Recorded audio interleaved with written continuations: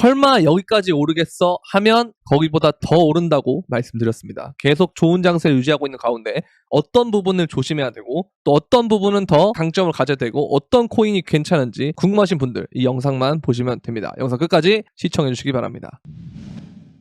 네, 안녕하세요. 끝판대장입니다. 우리 구독과 좋아요, 알림 설정 그리고 댓글까지 부탁드리겠습니다. 자, 어제 영상이 생각보다 반응이 재밌어가지고 앞으로 좀 이런 식으로 좀 해야 되나? 이런 생각을 좀 했는데 정말 여러분들한테 알려주고 싶었던 게 그런 거였어요. 뭐냐? 그러니까 단순히 여러분들이 상승장이라 그러면 이 상승장이 한 3개월 정도만 된다? 뭐 예를 들어서 한 3개월에서 6개월 정도만 된다? 이걸 상승장이라고 생각하는 분들이 많아요. 그런데 실제로 우리가 비트코인을 보게 되면요, 이걸 다 끄고 우리가 생각을 해볼게요. 이동평균선까지 다 끄고 넓게 한번 보도록 할게요. 자, 그러면 사실 비트코인이 저점을 찍은 순간은 언제냐 봤을 때 거의 2022년 11월이기 때문에 지금 이미 1년이 넘는 시간이 지났어요. 그러면 사실 상승장은 이때부터 시작된 게 맞는데 다만 사람들이 체감하는 상승장은 요때인 거죠. 2021년에 있던 그 알트장, 그리고 요때 2021년 연말에 있던 그 알트장, 요때 잠깐 온 알트장, 이렇게 보통 보는데요. 여기 이쯤이랑. 근데 이제 그런 부분들이 좀 괴리가 있다 이겁니다.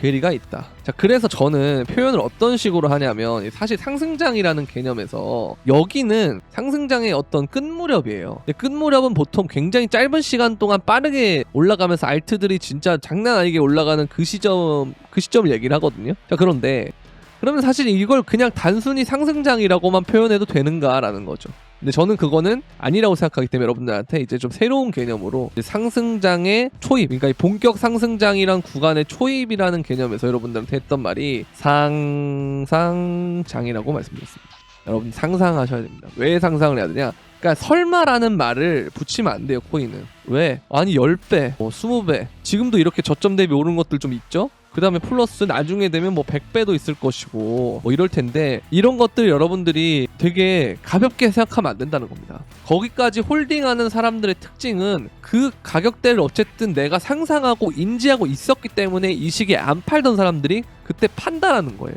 자, 그러면 반대로 우리가 생각을 해볼게요. 아니 근데 이게 아무래도 여기서 사실 이렇게 올라가는 구간에서 바로 이렇게 올라가겠어? 혹은 조정을 주면 좀 이렇게 깊게 주면서 이런 식으로 가면서 가지 않겠어? 라는 것들이 여러분들이 알고 있는 그런 하락장에는 당연한 정도의 그런 과정들인데 이게 당연하지 않게끔 바뀌는 것이 본격적인 상승장이 진행될 때예요. 제가 그래서 여러분들한테 비트코인 도미넌스가 사실 여기서 저 이렇게 추세선을 막고 있는데 여기서 중간에 넘으면 오히려 여기까지 가면 더 좋다 그랬고 넘지 않으면 여기서 바로 알트장 시작해서 좋다 그랬죠. 그래서 뭐가 됐든 제가 여러분들한테 말씀드렸던 게 30%는 비트를 보고 70%는 알트를 보라고 했던 게 알트장의 비중을 훨씬 더 높여야 된다는 말씀을 드린 거거든요. 근데 지금 실제로 도미넌스가 어쨌든 여기서 저항을 계속 막고 있고 만약 위로 뚫는다 그래도 이 지점에는 58에서 60% 사이에서는 조정이 나올 수 있기 때문에 이런 부분을 봤을 때는 우리가 어쨌든 지금부터 알트 모아가는 게 제일 좋다라고 말씀드렸고 제가 알트를 모아가고 상상하라고 하는 이유가 생각보다 더 많이 오를 가능성이 높기 때문에 그런 겁니다. 정말 좋은 얘기들이 너무 많아요. 좋은 얘기들 많고 그리고 지금 우리가 핫 테마가 사실 그거잖아요. AI. 근데 AI에서 다시 이제 게임으로 슬슬 넘어가는 모습을 좀 보여주는데요. 근데 여러분들 이건 아셔야 돼요. 여기서 이렇게 갔다고 얘가 끝나는 게 아닙니다. 그러니까 그전에는 우리가 순환이라는 걸 하게 되면은 계속 순환을 하는 거지만 문제가 뭐냐? 문제가 지금 2020년 이후부터 코인이 글로벌 자산 시장과 동기화되고 있어요. 따로 노는 움직임이 아니고 나름 어떤 애들 이럴 때는 금이랑 같이 하고 이럴 때는 주식이랑 같이 하고 이렇게 만드는 게 많단 말이에요. 그렇기 때문에 지금 세상을 관통하는 어젠다는 AI입니다. 그렇죠? AI 안 하는 기업이 없어요. 그렇기 때문에 AI는 계속 가는 개념이라는 거죠. 그래서 제가 여러분들한테 말씀드렸던 게 고점 신호 중에 하나가 나스닥하고 이런 그 나스닥 빅테크 애들이 끝나면 얘네들이 코인으로 올 거고 코인에서 얘네들이 수익을 좀 거두면 그때가 고점일 가능성이 높다 이런 말씀 드리면서 나스닥 기술주가 계속 달려줘야 우리 코인러들은 매우 좋은 상황이다 라고 말씀드리는 그런 거였잖아요. 그러니까 이런 걸 보면서 그렇죠? 되게 중요한데 근데 요즘 우리가 M7이라는 말을 많이 해요. 기술주 중에서도 특히 얘네들만 오른다는 거. 그래서 이건 한마디로 뭐냐면 가던 놈이 계속 간다라는 거거든요. 계속 가. 자, 그럼 이걸 우리가 반대로 한번 생각을 해보면 코인에서도 가던 놈이 계속 간다는 건 이거일 가능성이 매우 높아요. 자, 그래서 내가 포트폴리오를 짤 때 요런 애들 중에 좀 저평가인 애들 좀 보고요. 그 다음에 앞으로 뭐가 좋아질지를 보면 되고 그 중에서 어떤 영역을 사야 되는지를 보면 돼요. 그럼 내가 포트폴리오 갖추는 게 쉽습니다. 정말 쉬워요. 자, 한번 볼까요? 이걸 자꾸 해지하는 것도 좀 그런데 이거 되게 중요한 개념이에요. 중요한 개념. 자, 이게 뭐냐 봤을 때 2023년 1월 14일 날 제가 말씀드린 겁니다. 지금 얘기하는 게 아니에요. 그런데 지금도 물론 영향이 있어요. 그 얘기를 하는 건데 보면은 제가 마이크로소프트 얘기를 했고요. 그 다음에 엔비디아 얘기를 했어요. 근데 거기서 강조했던 게 뭐냐, 인프라예요. 인프라. 엔비디아가 많이 오르는 이유는 AI를 하는 데 있어서 경쟁에서 별 영향을 받지 않고 이 경쟁을 오히려 부추기는 존재예요. 그게 바로 인프라 섹터예요. 이해되시죠? 그러니까 뭐라고 생각하면 되냐면, 여러분들이 광산에 엄청 중요한 맥이 있다. 그래서 광부들이 막 가요. 그럼 같이 광부질을 하는 거는 이 플랫폼 회사들이에요. AI 플랫폼 회사들. 그건 경쟁을 하는 거예요. 우리 AI가 더 이런 기능이 있고 저런 기능이 있고 요런 게 있고 저런 게 있고 하는 거고. 근데 그 광부한테 뭐가 이득이냐면 청바지를 파는 사람이 이득이에요. 청바지를 파는 사람. 이 사람들은 다 이걸 입어야 되거든요. 그럼 경쟁 자체가 쉬워요. 굉장히 수월합니다. 그래서 보통 버블이 시작되는 그 초입에는 그 기대감을 올라가는 이 첫 버블 때는 뭐가 유리하다? 인프라 섹터가 굉장히 유리합니다. 자, 그 다음에 얘가 쭉 꺼진 다음에 이렇게 가는 게 제가 같은 하이프 사이클에 그랬죠. 여기부터는 뭐가 중요하냐? 실제로 살아남고 매출이 발생하면서 회사가 본격적으로 성장하는 애들, 이런 애들이 있지. 아마존 같은 애들이 그때 당시 닷컴 버블 때는. 그러니까 초반에는 인프라 섹터가 가는 거고요. 그 다음에는 하락이 쭉 온 다음에 이 변곡이 되는 시점에서는 아마존이나 애플이나 마이크로소프트나 이런 애들이 가는 거예요. 자, 그러면 우리는 어떻게 보면 돼? 여기서 두 가지를 얻을 수 있습니다. 힌트를. 자, 첫 번째, 세상을 관통하는 건 AI다. 그리고 요즘에는 M7이라 그래서 가던 놈만 간다. 그렇기 때문에 코인에서는 내가 AI 섹터를 반드시 어느 정도는 갖고 있어요. 근데 사실 이것도 영상에서 제가 지금 말씀드리기는 되게 조심스러운 게, 어쨌든 코인이란 게 변동성이 너무 심하잖아요. 그러니까 만약에 얘가 지금 지점이 렌더를 기준으로 하면은 $12예요. 예를 들어서. 근데 얘가 제가 말씀드린 다음에 한 $8를 가요. 왜냐? 그동안 제가 산 지점이 여기니까. 여기부터 이렇게 간 거면 몇 배를 간 거예요. 근데 여기서 당연히 떨어질 수 있잖아요. 근데 여기서 이렇게 오르는데 만약에 제 영상을 올리는 시점이 진짜 재수없게도 이 시점이라서 이렇게 돼버리면, 그럼 이게 이 사람들에게는 저는 원망의 존재가 된다는 거예요. 그래서 이거는 정말 조심스럽고요. 그래서 그렇기 때문에 이런 걸 불타기를 할 사람들은 어느 정도 인정을 해야 돼요. 뭘 인정하냐? 내가 너무 시장에 늦게 왔다. 그러나 앞으로 주식도 그렇고 부동산도 그렇고 기존에 코인이 물렸던 사람도 그렇고 다 결국 들어올 건데, 걔네들보다는 내가 빠르다라고 인정을 하면 이거는 당연히 어떻게 되겠습니까? 분할 매수를 할 수밖에 없어요. 분할 매수. 당연히 할 수밖에 없어요. 그리고 어떻게 해야 된다? 제가 말씀드렸죠. 무조건 피라미드로 해라. 분할 매수를. 어떻게 피라미드를 하냐? 제가 말씀드렸죠. 2, 3, 5. 이거 정말 진리예요. 왜? 우리는 항상 이렇게 분할 매수를 합니다. 3번 나누라 그러면 여기에 문제점이 뭐냐? 이때는 평단이 절반으로 줄어요. 그런데 여기서 여기를 할 때는 2대1이 돼버리는 거예요. 2대1이 돼버리면 어떻게 되겠습니까? 이게 25%밖에 안 낮춰지겠죠. 맞습니까? 그런데 이게 왜 중요하냐라고 했을 때는 2랑 3이면 이거는 어떻게 되죠? 66%가 낮춰지겠죠. 맞습니까? 자, 그리고 2차가 딱 걸렸어요. 그러면 어떻게 됩니까? 이거 더하면 얼마예요? 5죠. 그럼 5랑 뭐예요? 1대1이죠. 얼마나 쳐져요? 50%나 쳐지죠. 여기서. 그러니까 이게 진짜 중요한 개념이에요. 그러니까 내가 인정을 하고 이렇게 하겠어 하면은 되는 건데, 욕심 때문에 안 되는 거예요. 그러면서 이제 물리는 거예요. 그러니까 정말 넓게 범위를 잡고 2, 3, 5로 분할로 3번 이렇게 하면은 얼마나 좋아요. 그리고 여기도 쪼개면 2, 3, 5로 쪼개고, 여기도 3에 2, 3, 5를 쪼개고, 여기도 5에 2, 3, 5를 쪼개고, 이러면 진짜 촘촘하게 잘 매수되거든요, 현물은. 근데 이렇게 안 한다니까요. 어떻게 하냐? 내가 놔두고 올라가면 어떡하지? 그러니까 이거를 여러분들이 인정을 하셔야 돼요.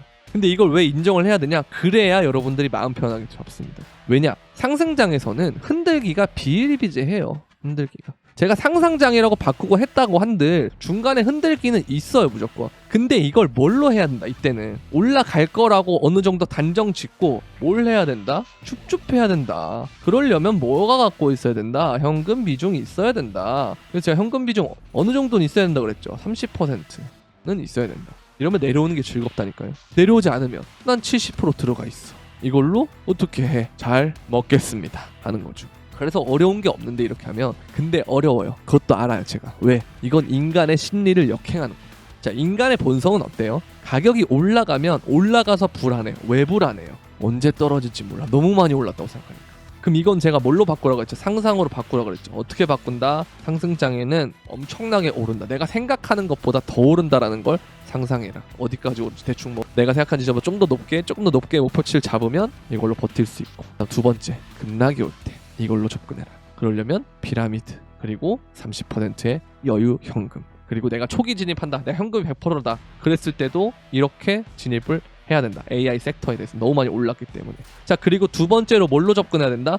어떤 코인인지 또는 다른 섹터가 있을 거 아닙니까? AI 섹터 말고. 그럼 그 섹터에 뭐를 잡아야 된다 그래서 제가 아까 전에 인프라 섹터를 잡으라는 거예요. 인프라 섹터를. 뭘 잡아야 된다? 인프라 섹터를. 인프라. 그래서 여기에서 유력되게 이제 보는 게 저는 이제 이렇게 있습니다. 디핀, 그 다음에 게임, 그다음 뭐 RWA, 뭐 이런 메타들이 있어요. 그럼 뭐 추가로 뭐 NFT나 뭐 여러 가지 뭐 메타버스나 뭐 이런 것도 있겠죠. 근데 저는 올해는, 그러니까 올해라고 하는 게 아니고 이번 상승장은 요게 조금 강세라고 생각해요. 여기다 플러스 AI까지. 이거는 현실 세계에서의 주목되는 게 오는 거기 때문에. 그리고 요번에 핫템하는 누가 뭐라 해도 ETF잖아요. ETF가 뭡니까? 제가 이걸 간단하게 여러분들한테 설명을 드리는 그 자료가 있는데, 그러니까 비유적 표현이 있는데, 우리는 지금 웹2에서 웹3로 가는 과정이잖아요. 그럼 이 중간이 뭘까? 저는 이걸 뭐 한 2.5라고 표현을 하거든요. 이 2.5가 뭐예요? 이런 단계인 거예요. 현실에서 가상으로 넘어오는 실물 자산을 어떻게 한다? 블록화시키는 것들.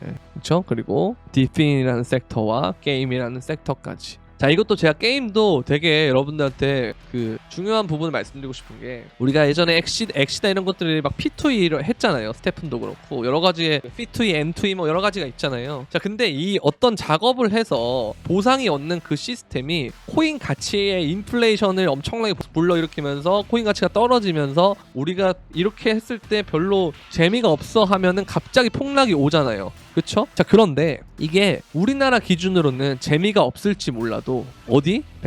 베트남이나 뭐 동남아 이런 데는 한 달에 얼마 버냐? 평균적으로 250인가? 거기서 한 350달러 정도로 한 달을 생활합니다. 그럼 이들한테 이 행위는 떨어지더라도 뭐겠어요? 인생을 어느 정도 걸만한 최소한 부업 정도는 할 수 있을 만한 그런 개념이죠. 그럼 뭐겠습니까? 어쨌든 코인이 상승장을 지나면서 상승률은 떨어져도 절대적인 시총은 오르는데, 그렇게 되면 이거의 금액들이 이것보다 훨씬 더 높은 금액을 한 달에 작업했을 때 벌 수가 있겠죠. 그러면 동남아의 인구 구조는 어떻습니까? 이러한 구조입니다. 거의 뭐 진짜 여기 막 탄탄한 그런 형태의 인구 구조잖아요. 청년 인구가 굉장히 높잖아요. 맞습니까? 그 청년 인구가 높을수록 어디에 친숙해요? 디지털에 친숙해요. 그러면 암호화폐에 들어오기 훨씬 편하겠죠. 그럼 이들의 인구가 몰려 들어온다 했을 때 게임에 대해서 한국인이 한 명 들어오나 베트남이 한 명 들어오나 데이터상으로는 똑같이 뭐다? 한 명이죠. 물론 과금이나 이런 개념으로 봤을 때는 이게 큰 손이냐 아니냐가 좀 다르긴 하겠죠. 그런데 절대적인 인원수에 대한 수치로 보면, 유저 인원수의 수치로 보면 똑같이 한 명이라는 거예요. 자, 그럼 이게 막 몇백만 명이 이 게임에 들어온다고 생각해봐요. 그럼 그 게임은 무슨 게임이에요? 대박난 게임이 돼요. 맞죠? 그렇게 되기 때문에 어떻게 되겠습니까? 또 거기에 대한 사람들의 관심과 이목이 집중되면서 또 다른 사람들이 들어오겠죠. 그러니까 정말 빠르게 게임들이 성장하면서 없어지고 성장하면서 없어지고 하는 그런 것들도 볼 거란 말이에요. 그렇죠? 그러면 우리는 이 게임이 잘 될 거를 봐야 되느냐, 어떤 게임이 잘 될까를 보고 뭐 샌드박스나 엑시나 이런 걸 사야 되느냐. 근데 저는 그것보다는 뭘 사야 되냐, 제가 말씀드렸잖아요. 인프라 섹터를 사야 돼요. 뭘 사야 된다? 인프라 섹터. 뭘 사야 된다? 광부에게 청바지를 파는 그런 아이템을 봐야 된다라는 거예요. 아시겠죠? 자, 그래서 자 보시면 게임파이 테마 암호화폐 상승 흐름 돼 있는데 YGG가 47% 올라. 얘가 제일 높죠 지금. 로닌보다도. 이게 왜냐? 얘는 길드예요. 자, 플레이 투 언이라는 P2E에서는 뭐가 더 중요하냐면 사람이 점점 중요해집니다. 자, 웹2에서 웹3로 오는 그 과정은 전부 다 뭐가 중요하냐 했을 때 점점 개인화가 되는 거예요. 탈중앙화가 되면서. 그래서 이거를 개인들을 집단으로 묶을 수 있는 길드가 일종의 인프라가 되는 거죠. 왜? 얘는 여러 가지 게임들에 대해서 다 걸쳐 있게끔 돼 있기 때문에.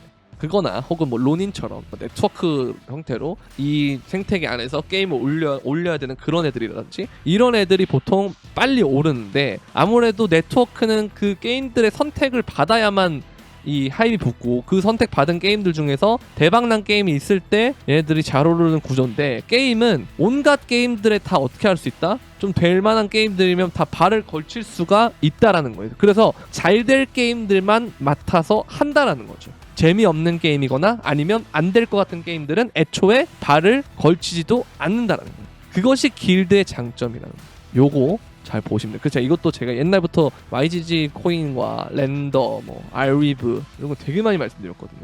좋은 코인이라고 생각합니다.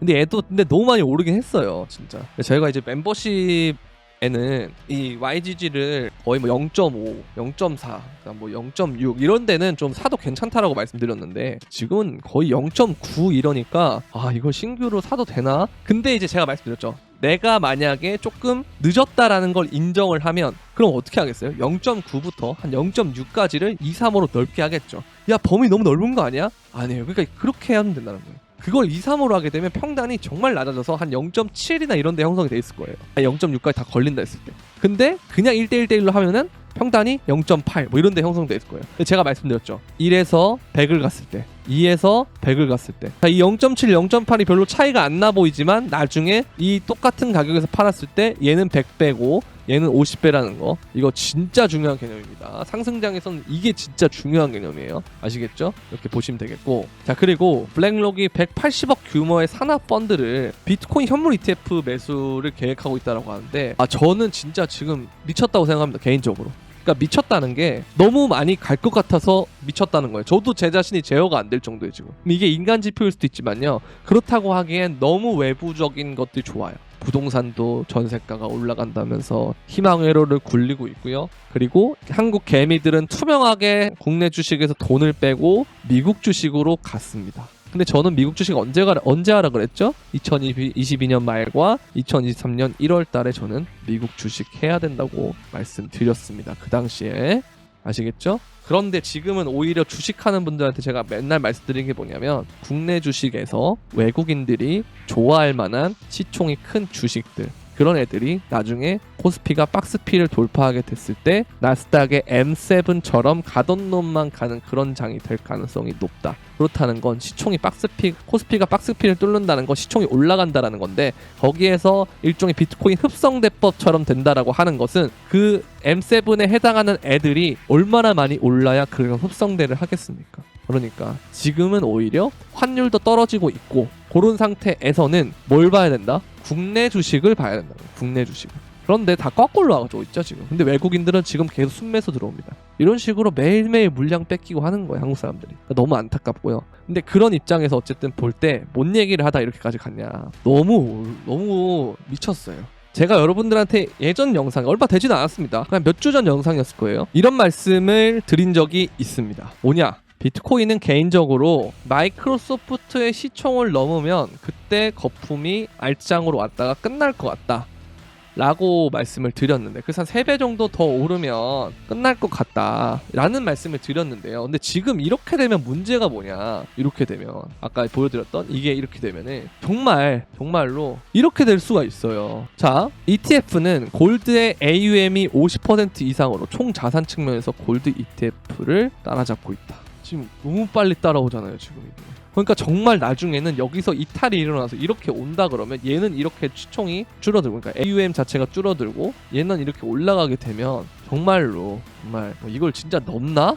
그건 말이 안 된다고 생각을 하거든요. 근데 나중에 되면 넘을 수 있을 것 같아요. 그런데 진짜 넘을 수도 있는 거 아닌가라는 정도까지는 와준다면 마이크로소프트를 넘는 것과 동시에 장이 끝나는 것이 아니라 더 갈 수도 있겠다라는 생각이 좀 들더라고요.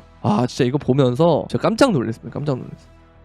정말 진심이에요. 진심. 자기네들의 산업펀드까지도 비트코인 현물 ETF를 매수시키려고 한다라고 하는 게 그게 이제 아크 인베스트먼트의 그 캐시우드가 했던 말이죠. 이거죠. 예전에 제가 보여드렸던 건데 자, 캐시우드가 비트코인 50만 달러를 간다라는 말을 이 시점에 했단 말이에요. 2021년 12월 달에 했는 건데 물론 고점에서 나온 재료긴 했어요. 사람들이 희망을 불러일으킨 재료긴 했는데 근데 이게 핵심은 뭐냐면 요거예요. 이때 ETF가 선물만 됐을 때거든요. 그런데 보시면 기관 투자자들이 비트코인 투자 비율을 한 자릿수 중반대까지 끌어올리게 되면 50만 달러까지 오를 수 있다 라고 돼 있거든요. 자, 그런데 지금 그게 실현이 되려고 하고 있어요. 그쵸? 보세요. 자사의 글로벌 얼로케이션 펀드를 통해서 IBIT 등 비트코인 현물 ETF를 매수할 계획이다. 178억 달러 규모의 자산을 운용하고 있다. 그리고 미국 증권 거래소에 상장된 비트코인 현물 ETF만 투자할 거다. 자, 이런 얘기를 보게 되면요, 정말 캐시우드가 말했던 50만 달러를 가려면 4에서 6%다 기관들이. 이 정도는 근데 진짜 쉽게 보유할 것 같은 정도로 가고 있어요. 왜? 블랙록이 이걸 쓴다고 하니까. 그 세계 최대 자산 운용사가 이걸 한다 그러면 우리가 워렌 버핏의 포트폴리오를 추정하는 사람들이 있듯이 블랙록의 포트폴리오를 추정하는 기관들도 많을 거란 말이에요. 근데 블랙록이 너무나도 빠르게 지금 금을 위협할 정도로 가고 있기 때문에, 그리고 마이크로 스트래티지의 보유 물량도 넘었잖아요. 보시면 이렇게 현물 보유량 추월했습니다.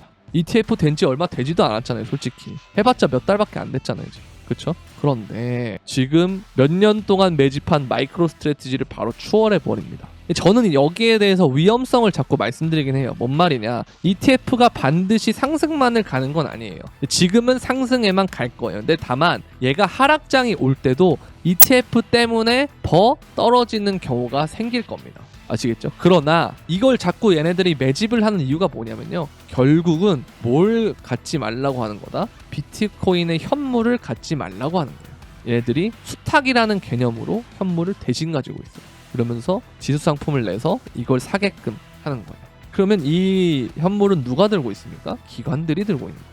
이해되세요? 그럼 우리가 그럴수록 뭘 해야 돼요? 추후에는 현물 비트코인을 반드시 들고 있어야 된다. 지금도 우리 금괴나 이런 거 갖고 있는 사람들이 부자가 되고 그러잖아요. 근데 웬만한 사람들은 금 투자할 때 뭘로 합니까? ETF로 투자합니다.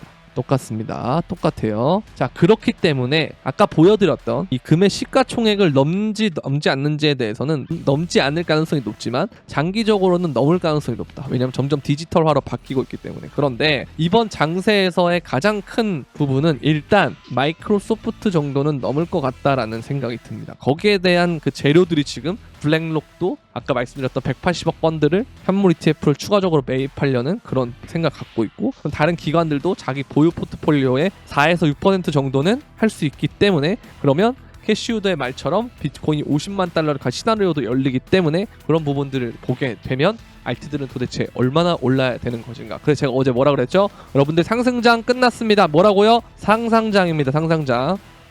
상상하셔야 됩니다. 지금 그 상상이 다 현실이 될 가능성이 높습니다.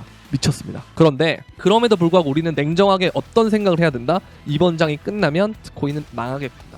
닷컴 버블하고 똑같구나. 그렇게 생각하시면 됩니다. 근데 닷컴 버블이 그럼 얼마나 온 거예요? 엄청나게 왔잖아요. 물론 그 다음에 엄청나게 빠지긴 했지만 우리는 뭘 해야 된다 지금? 엄청나게 많이 올 구간을 먹어야 된다는 거예요. 버블이라고 그냥 안 한다는 게 아니고. 버블 맞아요 지금. 버블 많습니다. 그런데 버블이라고 안 할 거냐? No. 먹고 빠져야지. 그럼 어떻게 해야 된다? 잘 먹고. 또 어떻게 해야 된다? 잘 빠지면 된다라는 거예요. 그러니까 그런 것들을 우리가 진단을 했을 때 사줄 사람들이 없을 때 장이 끝나거든요. 근데 지금 아직 사줄 사람들 있잖아요. 누가? 코인에 많이 물려있는 사람들. 그들은 또 돈을 어디서 들고 올 겁니다. 복수하려고. 그리고 또 추가적으로 누구냐? 다른 자산군들 하는 투자자들. 그들은 비트코인을 무시할 겁니다. 계속. 그런데 결국 들어올 겁니다.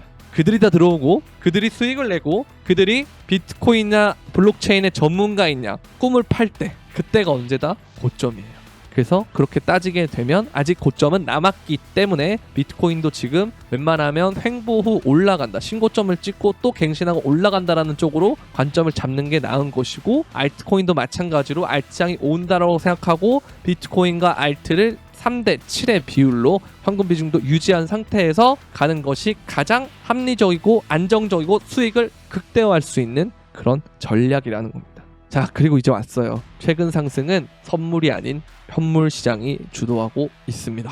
그렇다는 건 본격적으로 리테일 투자자들이 들어오기 시작했다라는 겁니다. 그리고 7일 동안 서클 USDC의 유통량이 6억 달러 증가합니다. 스테이블 코인들이 점점 증가하고 있어요. 그 말은 즉 뭐겠습니까? 돈이 더 많이 찍혀지고 있다라고 생각하시면 됩니다. 그리고 가격 상승에도 고래 주소수의 증가 추세가 지속되고 있다라고 되어 있는데 이게 뭐겠어요? 아직 고점 아니야 라고 보는 거예요. 아직 리테일 많이 안 들어왔어 라는 거. 그리고 테더도 신규 발행 중입니다. 그리고 영국의 이코노미스트지가 비트코인의 향후 가격 움직임에 대해서 더 안정적으로 바뀌고 있다. 점점 이거 내러티브 바뀌고 있어요. 뭔 말이냐? 위험하다 그랬는데 점점 안전하다 그러고 있죠. 이런 뭐죠? 버블이 진행되고 있다는 거예요. 그런데 아직 먹을 거 남았으니까 우리 어떻게 해야 된다? 아까 말씀드렸던 그런 전략. 내가 늦었다. 어느 정도 상승장의 시간에 놓쳤다는 걸 인지하고 마지막